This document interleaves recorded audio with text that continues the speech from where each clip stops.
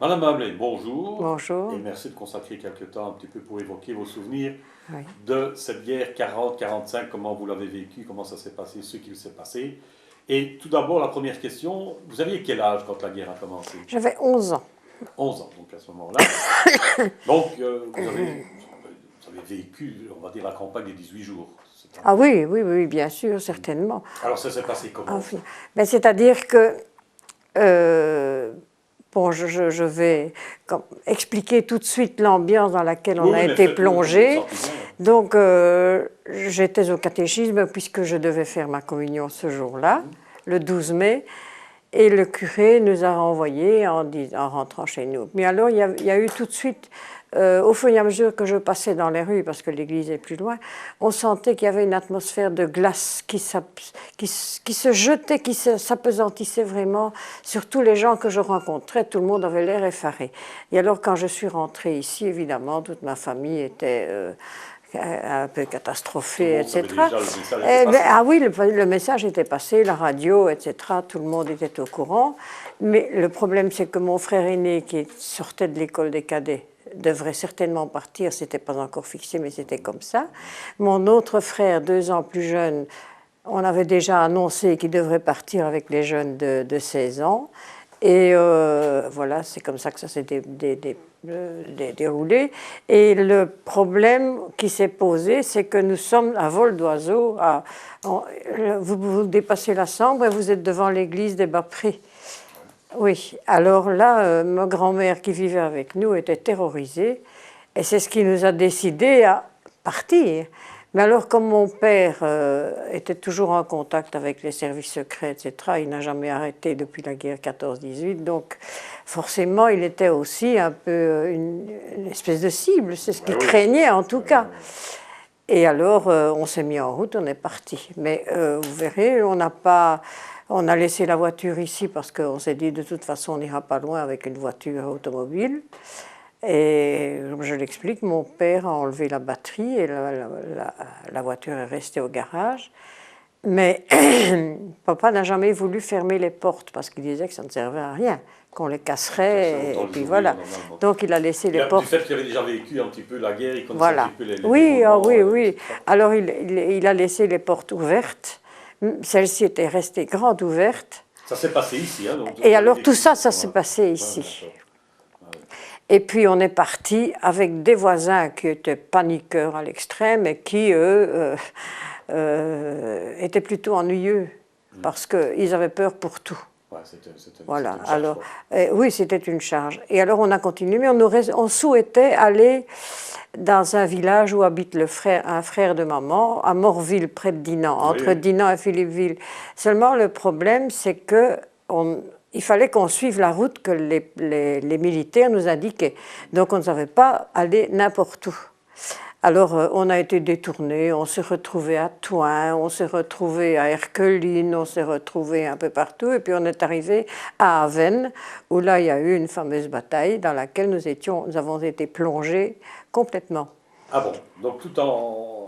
Ah oui, pendant cet exil quelque part, ah oui, oui. vous êtes quand même tombé dans un... Ah oui, carrément, oui, oui, oui, oui. La première nuit que nous avons passée, c'était pas très loin de Morville. Si je peux me permettre encore de vous interrompre, oui, je vous en prie. C'est après combien de jours? Parce que bon, on ne fait pas ce voyage.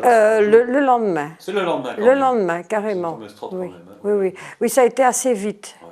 En relisant tout ça et en écrivant tout ça, je me disais, dans le fond, c'est vrai que ça a duré une dizaine de jours en tout, et puis voilà, avec le retour. Donc là, à Avesnes, donc, ça s'est passé. Ah, Avesnes, ça a été terrible parce que c'est vrai que l'armée française aussi a paniqué à ce moment-là, avec les chars, tout. Enfin, c'était invraisemblable comme désordre. Tout se mélangeait.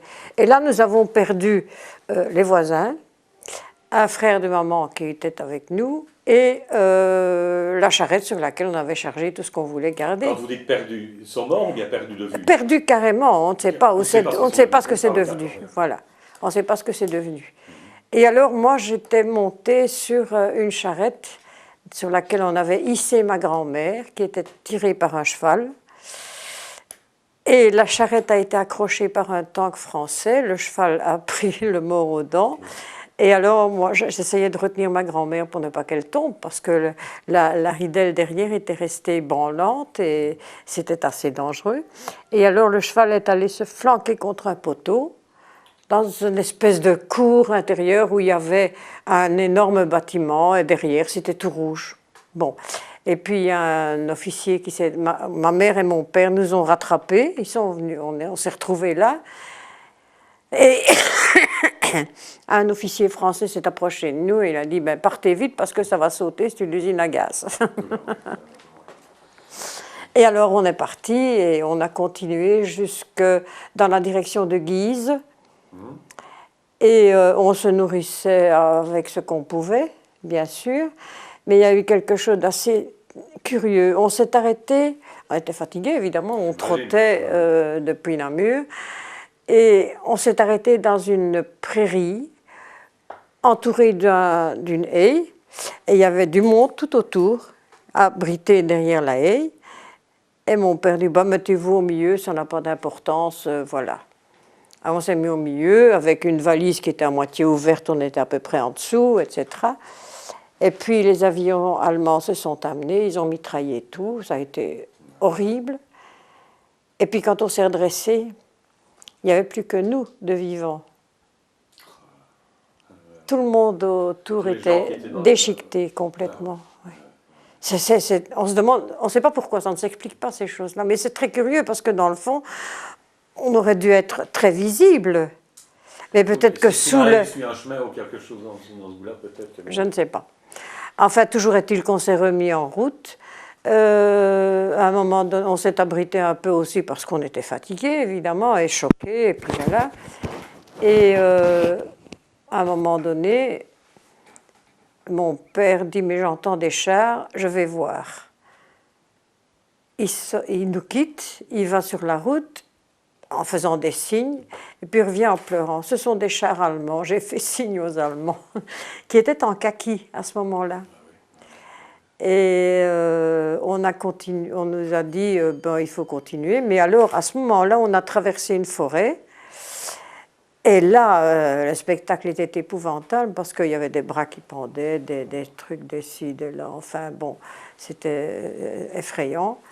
Et on est arrivé dans une ferme où il y avait un drapeau blanc, une énorme ferme. On nous a fait signe d'entrer, on y est entré. Et là, évidemment, les Allemands qui étaient là, il y avait un groupe de gens qui étaient très spéciaux comme ça. Et que, vous savez, on a parlé beaucoup de la 5e colonne. Hein. Oui, oui, effectivement. Mais bon, il y en a qui disent que ça n'existait pas, il y en a qui disent que ceci, c'était ça, etc. Mais ces gens-là avaient un accent verviétois très prononcé et ils parlaient très bien l'allemand. Ouais. Oui. Et alors, c'est eux qui nous ont aidés, si vous voulez. Ma grand-mère a été soignée, on lui a donné du lait, et ainsi de suite. Et puis, à un moment donné, il y avait des Allemands, des militaires, etc., les gros camions, enfin bref. Et la première nuit, nous avons dormi dans la grange. Hein, on était chevauchés par les rats parce que c'était rempli de rats. Et bon, le lendemain, il y a un militaire allemand qui s'approche et qui demande « Quel est l'homme qui veut bien aider à tuer le taureau ?» Pour comme ça, on aura de la viande. Et alors mon père s'est approché et puis et voilà, il a aidé à tuer le taureau, à le découper, etc., etc. Et on a eu de bons beefsteaks. Ça, vraiment, ça nous a fait du bien. Et puis deuxième nuit, on a redormi dans cette grange. Là, on s'est de nouveau couché dans la paille. Et là, mon père a dit, mettez-vous près de la porte, le plus près possible. Et je ne sais pas, dans le courant de la nuit, il devait être peut-être 2-3 heures du matin, on s'est levé, il nous a fait sortir. Et on est revenu en sens inverse, donc on a pris le chemin du retour, parce qu'il a dit ça ne sert à rien d'aller plus loin, et puis voilà. Et alors on est repassé partout où on avait été, où on avait déjà passé. Ah oui, on est revenu par la même direction. Oui. Et alors vous avez découvert quelque chose là, et puis vous êtes arrivé ici, vous êtes revenu ici alors. Alors on est revenu ici, on a passé une première nuit à Montréal-May, entre-temps. Oui. Mais vous vous rendez compte ce qu'on marchait, hein, c'est fou, on ne se rend pas compte, mais on a quelque chose qui pousse comme ça et qui vous oblige à toujours aller de l'avant. Et on s'est arrêté à Montréal-Mai, et là je me rappelle que, bon, on avait faim, mon père a été tuer un poulet dans le poulailler, et il a cuit le poulet lui-même. Mais je vois encore la casserole remplie de beurre à ras-bord, avec le poulet qui nageait au milieu. Oui, et je dois dire que je ne sais pas si je saurais manger des choses comme ça maintenant, mais à ce moment-là, je vous assure que ça faisait beaucoup de bien. Vraiment. Et puis on est revenu ici, et alors on est revenu par le Floref, etc., tout ça. Et là, quand on a vu qu'il y avait moins d'arbres que maintenant, quand on a vu que la tour là, était debout, on s'est dit, ouf, ça y est, c'est encore là. Et quand on est arrivé ici, c'était assez spécial, les portes étaient toujours grandes ouvertes partout. Mais alors, la table était dressée là, dans la salle à manger, avec le linge que ma mère avait préparé, un linge comme on voyait dans le temps, brodé, et ainsi de suite. Et la table était mise, et toutes les bouteilles de vin étaient ouvertes. Et alors, ma mère avait préparé des bocaux de riz de veau. Hein. Tout ça était ouvert, tout ça était envahi par les mouches, etc. Enfin, c'est ce qu'on a découvert en arrivant ici. Mais sinon, il n'avait rien volé, rien du tout. Non, il n'y avait plus de lapin, il n'y avait plus de poules, il n'y avait plus rien, évidemment. Mais non, voilà. Et alors, ben, la vie a repris tout doucement. Que voulez-vous? Non, là, c'est vraiment l'occupation. Alors, puis, bon, moi, je vous dis, moi, j'étais enfant, donc moi, on ne disait rien devant moi, on ne parlait pas, non, j'étais la plus jeune, la petite fille, voilà, on ne disait rien.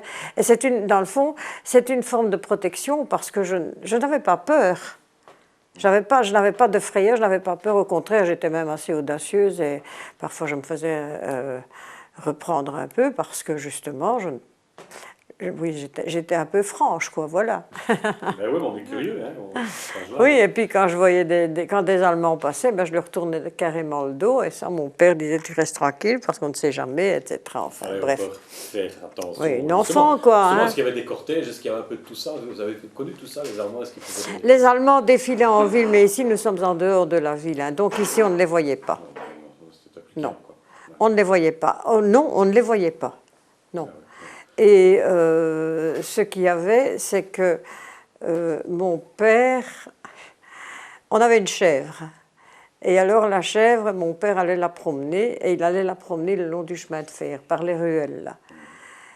Et quand il revenait et qu'il entendait les trains qui miaulaient, qui freinaient, qui ne savaient plus avancer, etc., il était très souriant, etc. Et après, j'ai compris ce que c'était. Il partait avec sa boîte de graisse, et il allait graisser les signaux, les rails, etc. Et ça retardait tous les trains, évidemment. Oui. Il n'est pas chez lui, enfin, c'est le mari d'une amie. Arrivé, on va pas s'énerver pour ça. Hein. Non, mais il y a des gens qui sont simples, mais il y en a d'autres qui sont vraiment compliqués. Je vous jure.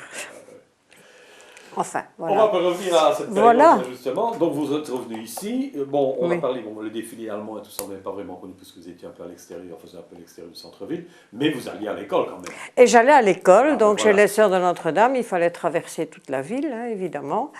Et oui, on voyait les Allemands qui circulaient par exemple rue de Fer, mais je ne revenais pas par là. Moi, je prenais la rue de Bruxelles, etc. C'était le chemin le plus direct et le plus droit, si vous voulez. Et je dois dire qu'il y avait des manifestations, place Saint-Aubin, place d'Armes, etc. Mais moi, je ne pouvais pas y aller, je ne pouvais pas aller voir. Non, ça, c'était interdit. Est-ce que dans la manière d'enseigner, enfin si vous avez ce souvenir-là, oui. Ça vous a marqué du moins, est-ce que vous avez constaté un changement avant donc, oui, dans certains cours d'histoire et de religion notamment, on chantait les louanges de la Belgique, bien entendu, le courage du roi, voilà, le malheur des troupes belges et puis des prisonniers, oui, comme on en fait un peu partout, je crois, mais... oui, et alors il y a eu des manifestations religieuses, notamment à la cathédrale Saint-Aubin, où on chantait des louanges pour le roi. carrément, oui. Ça se faisait. Sans Je dis, crainte non, parce que c'était non. pas une question, Les portes de la cathédrale étaient fermées, mais on n'a jamais eu, il n'y a jamais eu de problème, non. Non, mais sinon, la vie se déroulait comme dans une ville occupée, c'est-à-dire que, oui, on voyait les Allemands, mais, vous savez, moi j'étais trop jeune pour me rendre compte vraiment des problèmes que ça posait. Si, je le voyais parce que je voyais que mon père et mes frères étaient préoccupés, qu'il fallait faire attention à un tas de choses, que voilà, quoi. Ouais, ouais. Hein? Oui, donc la vie, enfin, la vie plus ou moins normale, mais on sentait bien qu'il y avait une atmosphère particulière. Mais oui, voilà, justement, c'était. Alors, ce qu'il y a, c'est que on écoutait beaucoup la radio. Et quand mon père savait capter les postes anglais, là, il fallait qu'on se taise et qu'on écoute religieusement, même si on ne comprenait rien du tout. Mais il fallait qu'on se taise parce que lui, il prenait des notes, il captait, et ainsi de suite. Il savait de quoi il tournait, lui. Oui. Et ce que je ne savais pas, c'est que dans le fond, la tour là-bas servait à beaucoup de choses pendant la guerre. La tour d'entrée de la propriété. Oui. Mais je n'en savais rien, moi, puisque je ne pouvais plus y mettre les pieds. Alors, je sais qu'un jour, il y a un garçon qui a sauté le mur là, qui donne dans la cuisine, le mur du jardin. Il est arrivé, et je me souviens toujours, moi j'avais l'impression, je le dis d'ailleurs, que j'avais l'impression de voir un archange parce qu'il était blond, beau, etc. Et voilà quoi. Et alors à l'adolescence, ben, on fantasme bien entendu. Et il venait annoncer quelque chose. Alors le lendemain, alors à ce moment-là, mon père est allé là-bas, dans la tour, et puis il est revenu et il a parlé avec maman. Et le lendemain matin, ma mère a préparé un sac avec une omelette, avec du pain, avec des fruits, etc. Et j'ai vu sortir un garçon qui avait quoi, une vingtaine d'années, en caban bleu, je le vois encore, son béret sur la tête. Et alors il a pris le sac et il est parti. Et après, longtemps après, moi, j'ai appris que c'était le fils d'une dame d'honneur de la reine Wilhelmine, qui était cachée ici, un Hollandais. Donc, oui. Ouais, donc et puis il y en a eu d'autres, hein, il y a eu d'autres choses, mais en fait celui-là je m'en rappelle parce que je l'ai vu. Elle était bien utile apparemment pendant toute cette guerre. Oui, ça a servi assez bien, oui. Est-ce que vous avez connaissance de gens qui ont quitté le village, qui ont quitté pour aller travailler en Allemagne ou quoi, qui ont été prisonniers ou quoi? Non, il y a des gens qui ont collaboré ici, dans la maison qui est en contrebas là-bas. Les gens qui sont partis avec nous en 40 et qui paniquaient comme des... Ouais. Hein, bon, eux, ils ont collaboré avec les Allemands. Ils recevaient les Allemands chez eux. Ah oui. J'en sais rien, ou bien ils avaient plus à manger, j'en sais rien. Voilà, justement, vous parlez de manger, comment ça se passait parce que la nourriture... La nourriture, nous, on a eu de la chance ici. C'est pour ça que je le dis toujours. Vous savez, un grand jardin, tout ça, c'était un potager. On l'exploite, c'est un fait. Donc, on avait une chèvre, qui donnait des chevreaux tous les ans. Ouais. Elle nous donnait du lait. Et avec le lait, on faisait du beurre. Et alors, on mettait le lait dans un bocal de wok, là, et puis on passait chacun son tour, on tournait autour du jardin en secouant le bocal pour faire du beurre. C'était très bon, un beurre tout à fait blanc, mais très bon. Alors, les œufs, on avait des poules, les lapins, on avait des lapins, on a eu un cochon qu'on appelait Adolphe, bien entendu. Hein, on en a eu 2, et alors, nous, ça nous aidait beaucoup. On n'a pas eu faim. Non. Et puis ici, il y avait beaucoup plus d'arbres que maintenant, donc beaucoup d'arbres fruitiers. Donc on faisait des confitures, on faisait un peu tout, quoi. Voilà. Donc le jardin était vraiment la ressource. Vraiment, on n'a jamais eu faim. C'était vital. Ouais. Non. Parce que je suppose qu'en ville, si vous descendiez en ville, les magasins, c'était encore tout à fait autre chose. Les magasins, et puis il y avait les fameux tickets. Hein. Voilà, oui. Alors là, on ne savait pas avoir ce qu'on voulait. Et beaucoup de gens venaient ici pour avoir des fruits. Hein. On leur donnait des fruits. Toute la rue là-bas, ils descendaient 1 ou 2 fois par jour. Et puis ils venaient chercher des pommes, des cerises, tout ce qu'il y avait, quoi. Il y avait beaucoup de fruits, oui. 70 arbres fruitiers qu'il y avait ici. Ah, oui, d'accord. Et 200 groseilliers, ça je m'en souviens. Tous les chemins étaient bordés de groseilliers. Donc tout ça pour la famille, quoi. C'était pas pour l'extérieur nécessairement. Ma mère, elle donnait énormément. Mais ce qu'on a eu plus difficile, c'est le pain. Parce que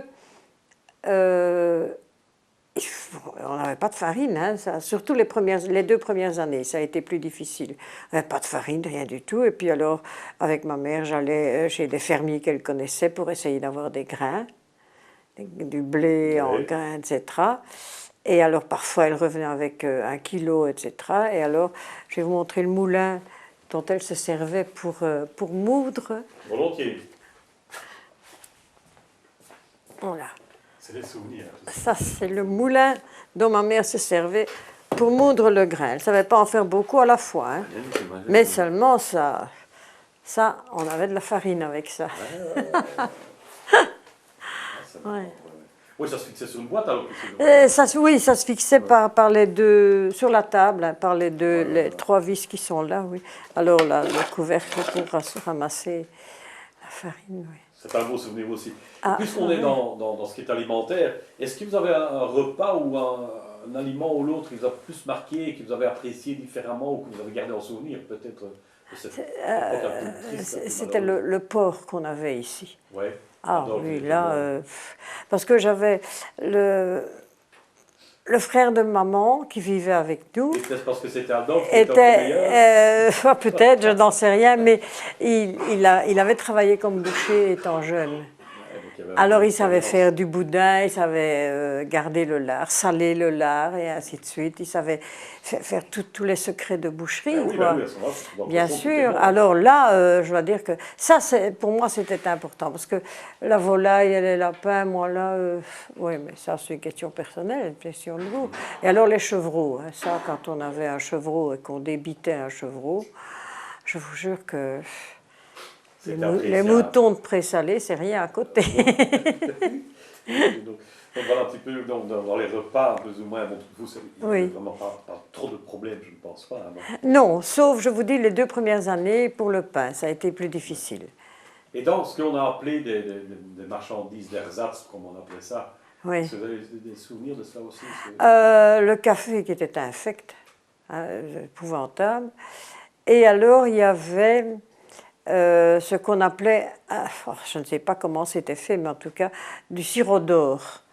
Et c'était un sirop qui ressemblait à du miel, mais qui n'était pas du miel, parce que les abeilles, il n'y en avait pratiquement plus, hein, à ce moment-là, pendant la guerre. Elles sont revenues à la fin de la guerre, mais on n'en avait pas ici d'ailleurs. Mais ce sirop d'or, je m'en souviendrai toujours, parce qu'il y en avait qui arrivaient à faire des gâteaux excellents avec ça, notamment mes voisins. Oui, ben vous savez, on a toutes les astuces possibles et imaginables. Hein. Et je sais que... La débrouille, oui, et je sais que une fois, il y a une dame qui explique à maman qu'avec les épluchures de pommes de terre bien grattées, elle arrive à faire une pâte pour faire une tarte. Alors ma mère a essayé, oui, ben, ça se mangeait évidemment, mais c'était pas extraordinaire, quoi. Mais enfin, vous savez, quand on a faim... À ce moment-là, c'était bon, quoi. Et quand on a faim, vous savez, oui, hein. Mais ma mère arrivait toujours à faire des cougnous, des galettes, etc. À la fin de l'année, et puis voilà. Donc vous n'avez pas dû aller éventuellement au marché noir ou quelque Non, le marché noir, si ça fonctionnait pour tout. Hein. Pour le café, pour justement la farine après. Par exemple, quand on a pu en trouver, oui. Mais on ne l'a jamais employé beaucoup. Non. Franchement, on n'en a pas fait un usage, non.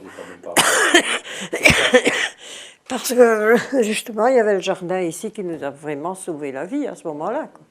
Donc, tout ce qu'on entend par secours d'hiver, je vois ici, le secours d'hiver, qu'on appelle le secours d'hiver, secours Hitler. Vous avez connu ça? Ça vous dit quelque chose? Le secours d'hiver, oui, mais c'est surtout après la guerre que ça a fonctionné le mieux. Ah. Parce que on a presque plus de tickets. Oui. Et on était content d'avoir ça qui aidait pas mal les gens.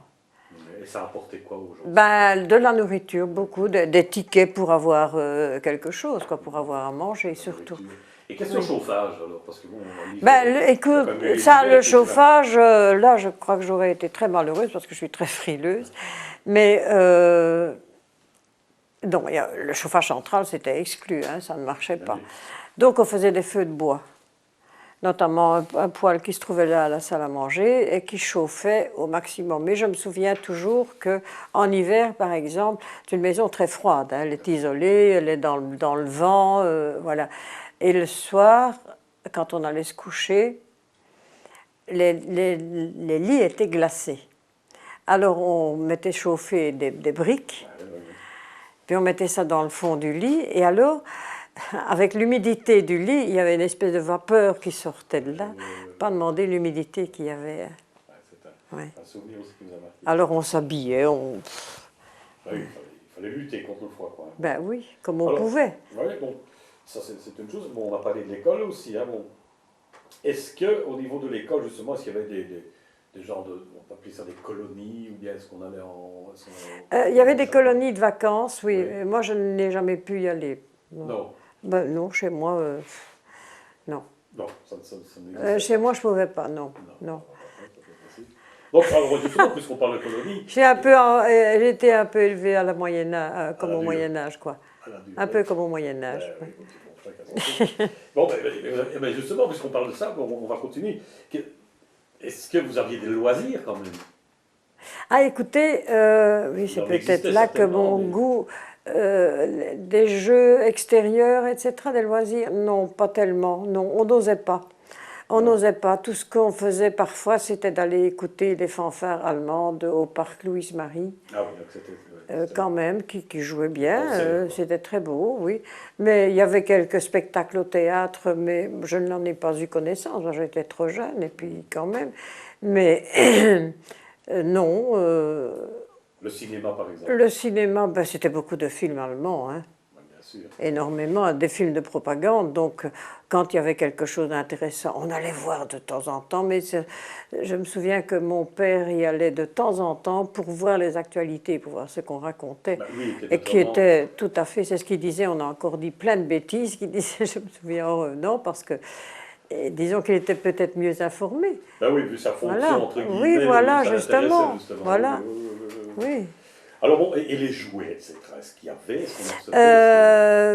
oui, mais c'était quelque chose de tout à fait accessoire, quoi. C'est quelque chose dont on savait se passer, voilà. On n'y pensait pas? On n'y pensait pas tellement, non.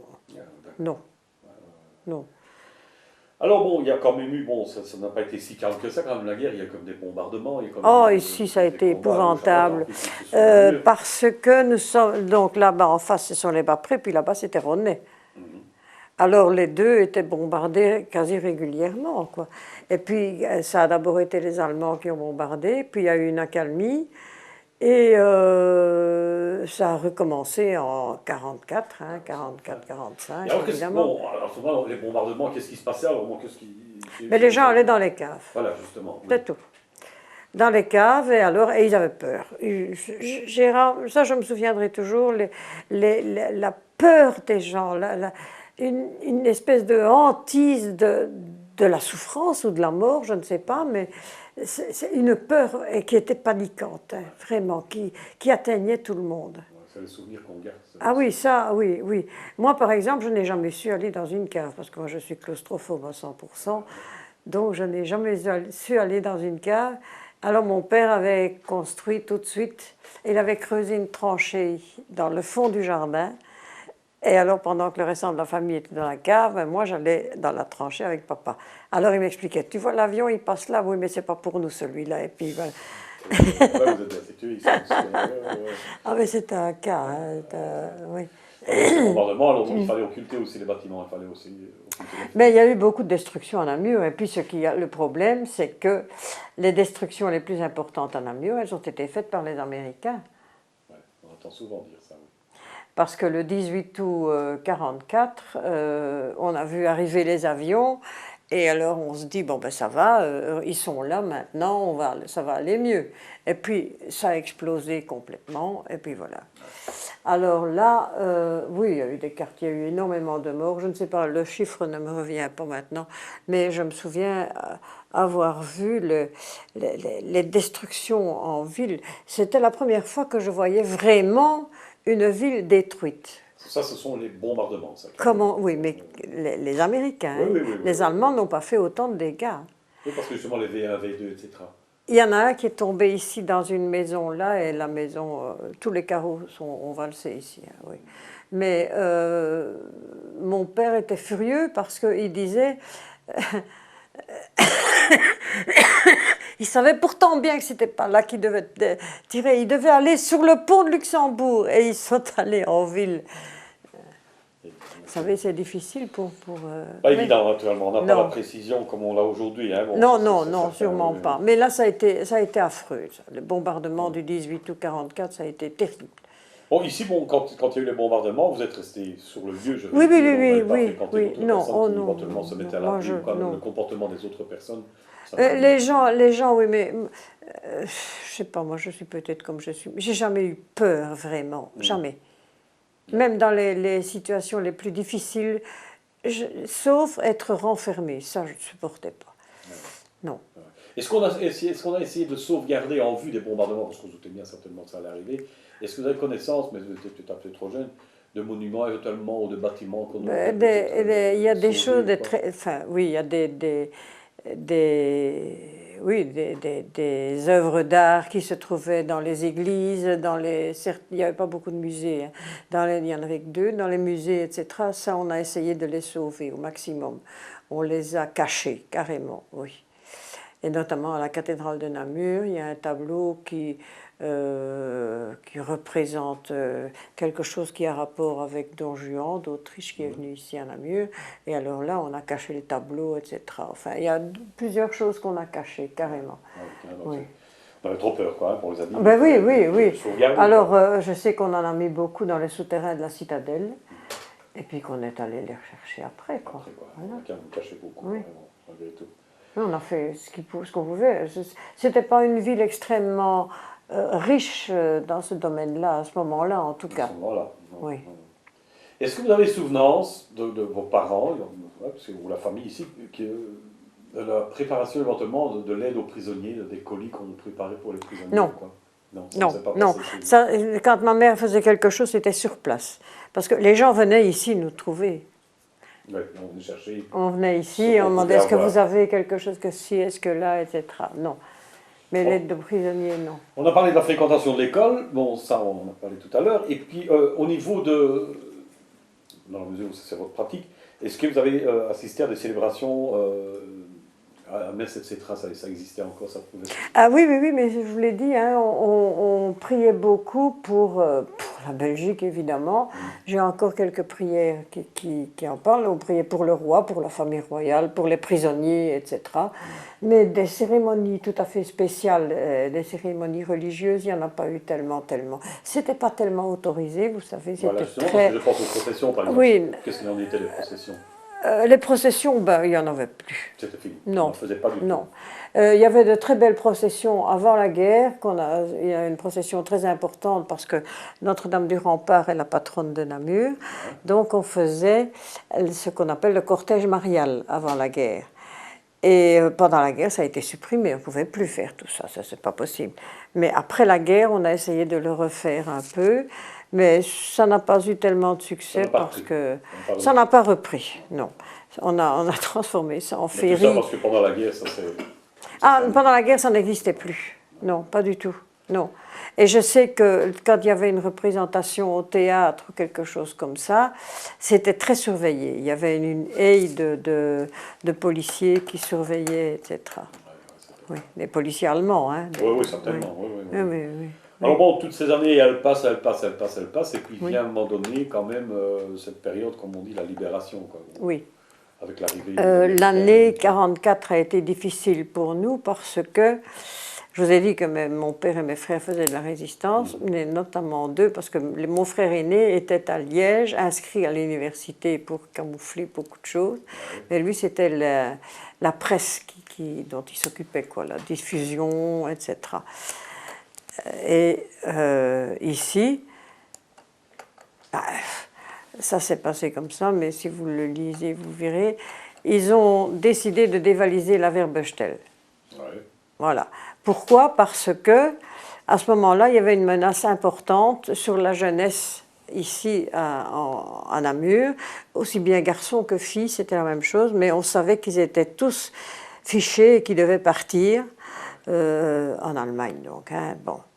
Alors on savait qu'il allait y avoir une rafle, hein, et à ce moment-là, mon père et mes frères ont décidé de dévaliser la Wehrbestelle. C'était pas évident. Donc, non, mais ça a été toute une comédie dont moi j'ai appris tout ça par après. Ma mère le savait à peine aussi, elle devinait, elle savait un peu.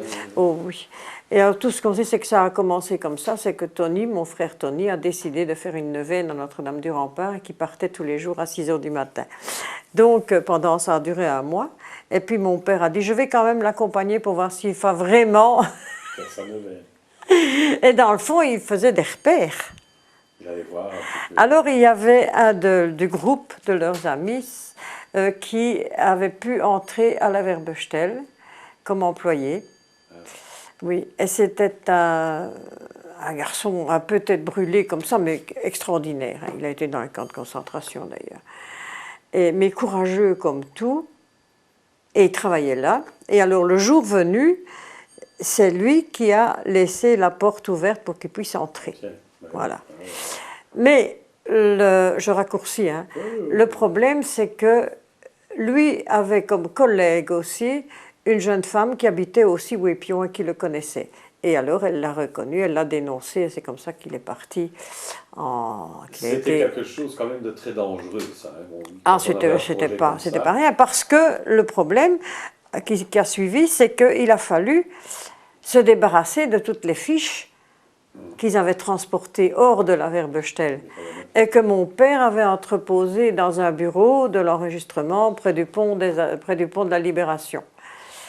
Alors, il est revenu pendant 3 jours à peu près avec des sacs remplis de fiches et c'était au mois de février-mars et là, on n'a jamais eu aussi bon dans la maison parce que tous les poils ronflaient ici. C'est bonheur. Oui, ah oui, là, vraiment, oui.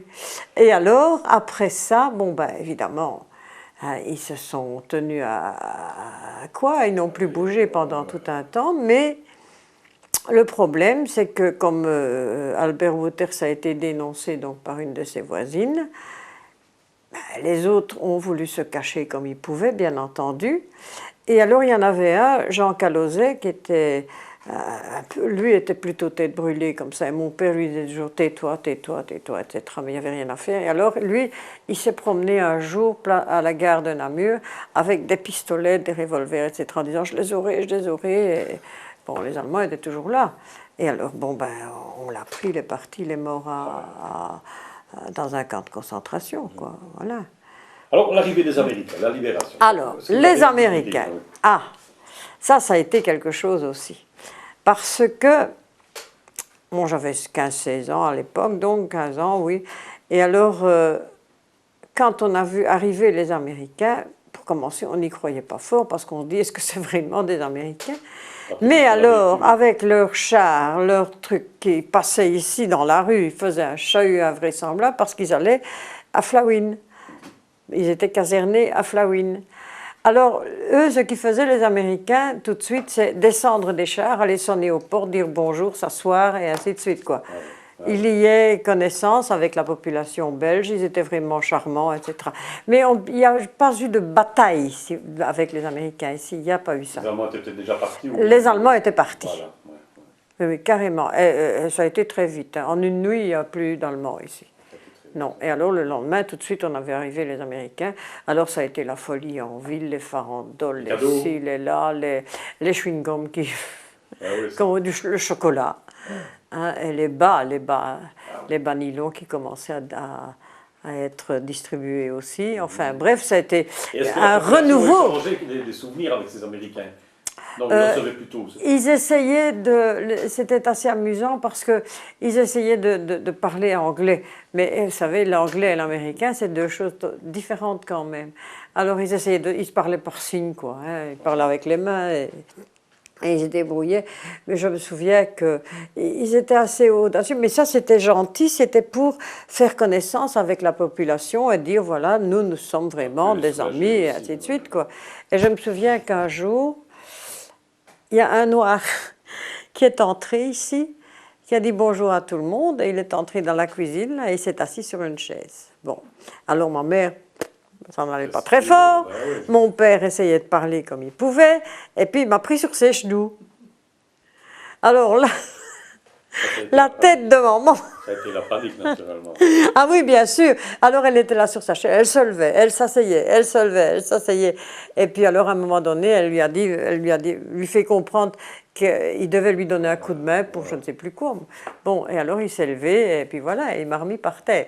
Mais ça n'a pas plu à ma mère. Eh oui, j'imagine, mais oui, mais Là, il pouvait penser ce qu'il voulait, naturellement. Hein. bah oui, mais enfin c'était sans aucune arrière-pensée, rien du tout. Je vous dis, ces garçons-là, les premiers qui sont arrivés, c'était vraiment pour mettre tout le monde à l'aise et rassurer la population. Voilà. Maintenant, c'est nous sommes là et vous ne pouvez pas, etc. Il n'y a plus rien à craindre et voilà. Alors, dans tout ce qui est un petit peu extérieur, je vais dire, dans la vie de tous les jours, on a dit tout à l'heure que les offices religieux, ben, ça n'existait.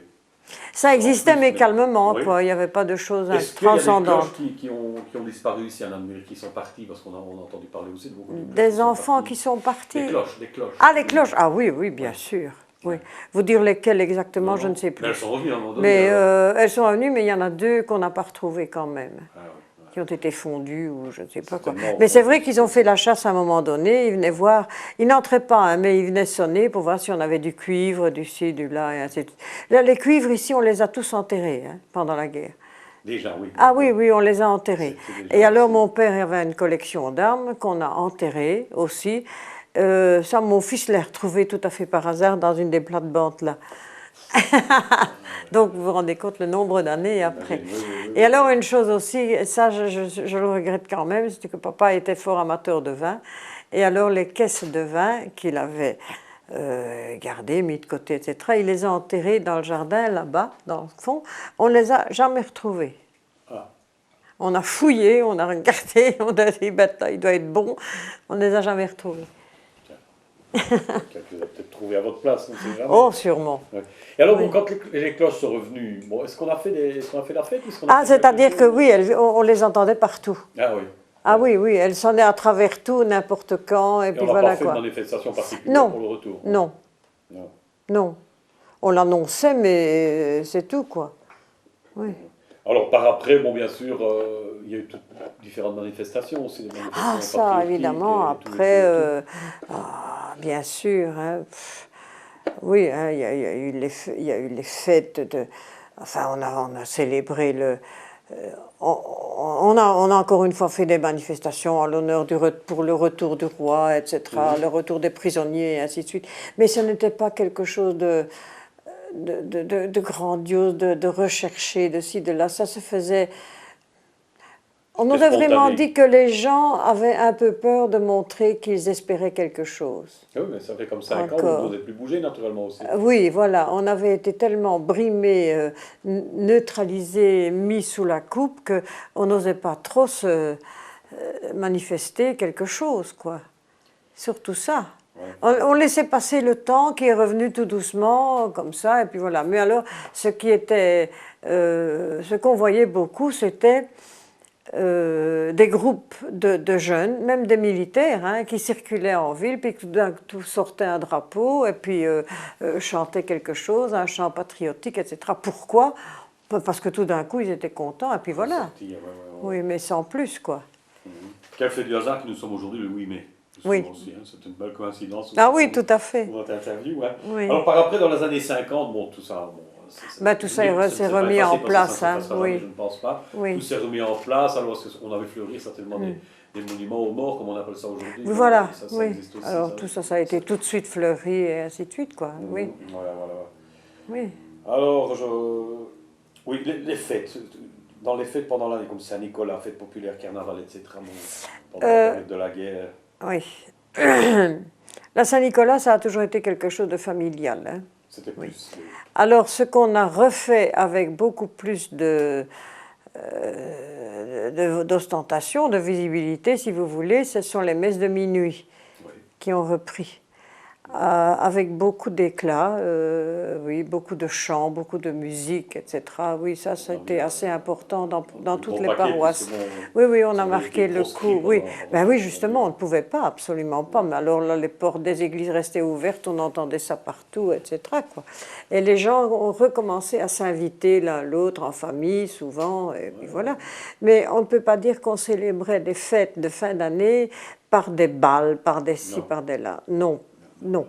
Il y a eu des balles, le bal de la Libération, bal de ceci, bal de cela, à des dates tout à fait qui n'avaient pas de rapport avec des événements, quoi, si vous voulez. On disait, ah tiens, on va faire ça, etc., etc. Et puis alors, quand l'université de Louvain a commencé a repris ses activités, alors là, on a instauré ce qu'on appelait le bal des étudiants de Louvain, ici à Namur, qui se faisait à ce qu'on appelle maintenant comment ça s'appelle? Enfin, c'est Place d'Armes, c'est l'ancienne bourse du commerce, Place d'Armes. Et c'était là que les bals se faisaient. C'est là que j'ai commencé mon entrée dans le monde. On va parler plus loin. Je reviens juste un petit peu en arrière, si vous me permettez. On vient de dire maintenant que tout le monde s'invitait, les voisins s'invitaient, etc. Oui. Mais c'est une chose, est-ce que c'était aussi flagrant, est-ce que c'était aussi fréquent pendant la période de la guerre? Non, pas du tout. Les gens restaient chez eux. Il y avait une méfiance peut-être? Oh oui, oui, on se méfiait, voilà, carrément. On avait peur de parler trop, on avait peur de ceci, on avait peur de savoir qu'un tel ou un tel écoutait la radio anglaise, par exemple. Ouais. Ça, on avait peur de ça. On se méfiait assez fort. Ah oui, d'accord, oui. C'est pour ça que après ça s'est remis. Oui, oui. Alors bon... je vais enlever ça.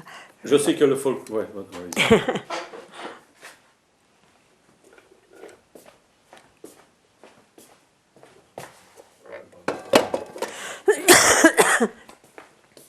Oui. Je vais encore prendre un peu de votre temps. Je sais que le folklore et vous, ça ne fait qu'un. Oui. Ouais, nous sommes bien d'accord. Oui. Est-ce que vous étiez, enfin, est-ce que vous avez fait partie d'un... Parce que Namur, on n'est pas loin des marcheurs, hein. Bon, enfin, on commence un petit peu dans le pays des marcheurs, etc. Est-ce que ça existait? Comment... Allez, dites-moi un peu plus, allez, je vois que... Ah là, vous en avez pour 2 heures. Non, mais je sais. Non. Est-ce que ça a aussi fonctionné avec beaucoup de respect. J'ai commencé à m'occuper vraiment du folklore très tôt. Très tôt parce que mes frères n'en faisaient pas tellement partie, mais moi j'avais beaucoup d'amis qui en faisaient partie, puis qui m'ont intégré dans leurs activités et ainsi de suite. Voilà. Donc j'ai toujours été impliquée là-dedans. Bon. Je vais vous expliquer quand même, parce que j'ai reçu une distinction il y a le 7 avril. Ah, c'est récent, quoi. Oui. Ah, bon. Oui, alors, je ne m'y attendais pas du tout. Mais enfin, bon, revenons d'abord au folklore. On a voulu, je vous l'ai dit, recommencer à faire le cortège marial après la guerre, mais ça n'a pas marché parce que ça a été supplanté par ce qu'on appelait la féerie namuroise. Donc là, c'est un échevin qui avait décidé de faire ça parce qu'il invitait des vedettes de cinéma et ainsi de suite. Enfin, ça amenait un monde bête, mais c'était aussi bête qu'il y avait du monde, quoi. Mais enfin, ça rapportait probablement de l'argent à la commune.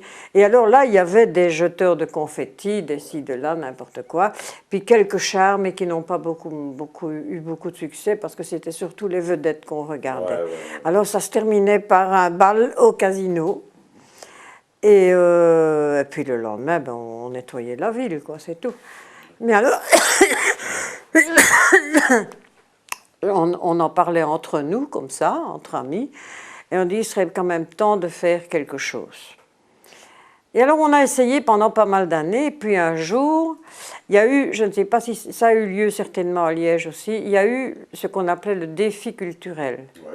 Vous vous rappelez de ça? On l'a fait ici, et là, on m'a demandé d'y participer, de faire quelque chose, etc. Donc là, je me suis lancée, et puis voilà. Et j'ai fait venir des groupes qu'on avait oubliés ici. Donc, j'ai fait venir les Chinelles de Fosse, j'ai fait venir les Mousquetaires de Sarre-Saint-Laurent, j'ai fait venir tous des groupes étrangers. Ça se passe à quelle époque à peu près? Dans les années 70, mais vous dire la date exacte. Plus ou moins, à peu près, oui. Et alors, bon, une chose en amène une autre, évidemment. Et alors, les Canaries se sont ramenés, les Molons, les Montcrabeaux sont revenus, les échasseurs, les Mazuet-Cotely, enfin tout ça. Donc, finalement, ça marchait très très bien. Et puis, je me suis dit, en 86, il faudrait faire quelque chose pour sensibiliser la population. Bon, ça marchait, hein, mais comme ça, quoi. Et en 86, j'ai monté un spectacle au Grognon, où là, ça a été l'histoire de Namur. Donc, j'avais appelé ça « Namur à fleur d'histoire ». Donc, c'était toute l'histoire de Namur depuis le Moyen-Âge. Je faisais venir Watriquet de Couvin, qui est venu à Namur, qui était un ménestrel, qui est venu à Namur, d'ailleurs, en 1400 et quelque chose. Et puis, c'était lui qui racontait l'histoire de Namur, etc. C'était comme un rêve éveillé, quoi, voilà. Et il y avait, tenez-vous bien, parce que les écoles participaient à l'époque, 300 participants. C'est énorme. Et un monde bête au Grognon. Et il y avait même des gens qui s'étaient costumés en tenue du Moyen-Âge, dans le public. Participer. Ben oui, pourquoi pas.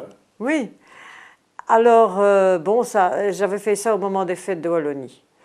Et puis, on m'a dit, oh, il faut recommencer, il faut recommencer. Bon, l'année suivante, aux fêtes de Wallonie, encore, on a essayé de faire revenir quelques groupes qui sont revenus, sauf les groupes extérieurs, mais à circuler comme ça dans la ville. Et puis, ça a continué comme ça pendant une dizaine d'années à peu près. Et alors, en 96, on a décidé de créer... Avant ça, on a créé Folkmina. Donc, Folkmina, c'était le folklore militaire namurois, parce que Namur a toujours été une ville de siège, etc., une ville militaire. Donc, on a créé Folkmina, et là, il y avait tous les groupes folkloriques militaires, si vous voulez, qui participaient à des cortèges dans la ville, des marcheurs, etc. Voilà. J'ai même eu les marcheurs de Thoin, enfin bref, tous ceux qui voulaient bien venir, mais je dois dire que c'est quand je leur demandais quelque chose, ils disaient rarement non, vrai, franchement. Les géants. Alors, les géants, ça vient après. Parce que, après Folkmina, en 96, on s'est dit qu'il faudrait qu'on crée vraiment quelque chose. Parce que celui qui s'occupait surtout de Folkmina, Jean Fivet, il n'était plus en forme, et alors il m'a dit qu'il faut faire quelque chose. Bon. Et c'est à ce moment-là qu'on a créé Folknam, folklore namurois. Alors là, on s'est constitué en société, si vous voulez, avec une charte, avec ceci, avec enfin, tout ce qu'il faut, légalement, et ça a marché très bien, et ça a continué à marcher depuis lors. Ça n'arrête pas. Alors là, il y a un problème, mais ça je l'ai dit, c'est que les effectifs commencent à devenir... C'est difficile de trouver des jeunes, quoi. Dans le temps, quand on faisait quelque chose, les écoles participaient, parce que les élèves avaient un jour de congé supplémentaire. Ou la participation plus facile. Voilà, à l'époque. Mais maintenant, ça, on ne sait plus avoir des jeunes pour faire ça. C'est difficile. Mais enfin, cette année-ci, ça a encore quand même très très bien marché. Pourtant, il faisait infect. Oui. Alors, j'ai abordé les géants, là. Vous m'avez dit oui, alors, les géants, on les a reconstitués parce que j'ai retrouvé les têtes à l'Hospice Saint-Gilles au moment... On sait de quand il date plus ou moins le départ des géants? Pardon? On sait plus ou moins depuis quand ils ont existé? À peu près en même temps que Folknam, en 96. Parce que dès qu'on les a retrouvés, on a essayé de les reconstituer un petit peu. Il fallait refaire des robes et ainsi de suite, et puis trouver des gens qui puissent les porter, ou trouver une astuce pour qu'ils puissent circuler en ville. Leur nom? Alors, normalement, c'est le comte de Namur et Marie d'Artois. Mais ne demandez pas ça aux Namurois parce qu'ils ne savent pas ce que ça représente. D'accord. Ah oui. Ils oublient et puis voilà. Et puis alors j'ai fait revenir, mais en même temps, donc la famille des comtes de Namur. Hein. Donc Jean Ier, Marie d'Artois, et puis vous savez que nous avons quand même quelqu'un d'important, Blanche de Namur. Qui a épousé le roi de Suède, Éric. Alors, je les ai reconstitués aussi, si vous voulez. Donc, maintenant, tous ces gens-là circulent, à cheval, si possible, parce que j'ai dit, il faut des chevaux, les gens aiment bien, etc., etc. Voilà. Oui. Alors, ça a pris pas mal d'extension. Et puis, on faisait un espèce de rondeau final. On circulait dans la ville, donc, et on faisait un rondeau final, place d'Armes. Et là, je faisais tous les commentaires, mais en même temps, moi j'aimais bien de parler de l'histoire de Namur. Parce que c'est rien de voir un groupe, mais ça veut dire quoi? Pour savoir pourquoi il est là. Voilà, ça veut dire quoi? Alors, un jour, je me dis, bon, je vais quand même laisser la place et ainsi de suite. Et j'ai fait revivre un personnage qui a été très important dans le temps, le sergent Benoît, qui était un sergent de ville, qui avait un acolyte à côté, et qui, le sergent Benoît se piquait de poésie. Donc, il écrivait des chansons, et c'était son compagnon qui chantait les chansons au coin des rues. Alors, bon, maintenant, c'est lui qui fait les commentaires. C'est le sergent Benoît qui fait les commentaires. Et c'est très bien, ça coule de source, c'est normal. Voilà une sortie de guerre qui vous a vraiment mis dans ah oui, je n'ai pas fait que ça, hein, mais enfin... Le folklore, quelque chose qui... Ah oui, ça me tient à cœur. Je le disais parce que quand un journaliste qui est venu, il me dit, depuis quand est-ce que... Ben, écoutez, mon premier souvenir, c'est... J'avais quoi, 4-5 ans peut-être, et j'étais avec ma grand-mère qui m'avait emmené voir un carnaval d'enfants qui existait avant la guerre. Et le cortège passait boulevard Mélo, et je me souviens encore des costumes des enfants qui brillaient très fort, comme ça. Il y avait des petites filles qui étaient déguisées en papillons, d'autres en libellules, beaucoup d'insectes, etc. Et ça brillait très très fort. Et ça, je n'ai jamais oublié. Mais j'ai toujours été intéressée par... Où que j'aille, j'ai eu la chance, chaque fois, de tomber dans des manifestations folkloriques. Mais j'ai fait toutes les marches, les cortèges, le jeu du 500, le carnaval de Binche à 3 h du matin, depuis 3 h du matin. Non. Imprégné de folklore. Ah oui, mais j'aime bien parce que Wallon, en tout cas. Je dis toujours que c'est un de mes leitmotifs, ça, qu'on ne sait pas connaître son histoire si on ne connaît pas la petite histoire. Ça, je le dis toujours, et la petite histoire, c'est ça, c'est le peuple, c'est les gens, c'est leur façon de vivre. Bien sûr. Moi, j'ai fait le tour, je crois, de ce que j'ai à vous demander, mais Annick Marchand, qui est la responsable de cette enquête de la guerre, a peut-être encore une question ou deux. Oui, c'est moi, j'ai simplement une petite question. Est-ce qu'il y a une fête qui était importante ou pas avant la guerre, qui a repris, qui était nouveau organisée après-guerre? Oui, mais ça, je vous dis, c'était ce qu'on appelait, ça mobilisait tout le monde. C'était ce qu'on appelait le cortège marial. Il n'y avait rien d'autre avant? Oh non. Non. Et les géants, parce qu'on a des photos des années 1930 au musée avec oui, les géants. Avec les géants, oui. Mais alors, je vous dis, à ce moment-là, après, pendant la guerre, évidemment, on les a mis à l'abri, ainsi que les chevaux Godin, etc. Et puis, ils sont ressortis progressivement. Et alors, maintenant, ils circulent tout le temps, quoi. Ah, donc ce sont, par exemple, le cheval Bayard qu'on voit. Le cheval Bayard, oui, oui. Il existait avant-guerre. Il existait avant-guerre, on l'a reconstitué convenablement, parce que tout ça, c'est du papier mâché, dans le fond. Hein, ça. Donc ça s'abîme assez fort quand ce n'est pas entretenu, ni soigné, etc. C'est comme les chevaux Godin, moi je les avais entreposés au musée d'ailleurs, il y en avait 8-10, et maintenant il en reste 6. C'est déjà énorme, c'est déjà très bien. Mais on a refait les jupes, on a refait tout ça. Jean Ier et Marie d'Artois, ben, ils sont là, ils ont de nouvelles robes, etc., etc. Il manque les enfants, parce qu'ils avaient des enfants avec eux. On a des têtes, mais il faut refaire les robes. Ça coûte une fortune, hein, tout ça. C'est terrible ce que ça coûte cher. Enfin, alors, je crois que vous avez encore de l'énergie encore pour quelques années à ce folklore. Oui, j'ai donné ma démission. Ah ben nous allons un peu arrêter ici aussi. Je vais vous montrer ce qu'ils m'ont offert. Merci beaucoup, Madame Abel, d'avoir Je vais consacré votre vous temps. montrer ce qu'ils m'ont offert. Oui, merci. Parce que j'y tiens beaucoup. Bougez pas. Ça venait en me disant, on veut te faire tes armoiries. Ouf. Je dis, bon, Ça, d'accord. Ah ben, je dis, ça ne se refuse pas. Qu'est-ce que vous...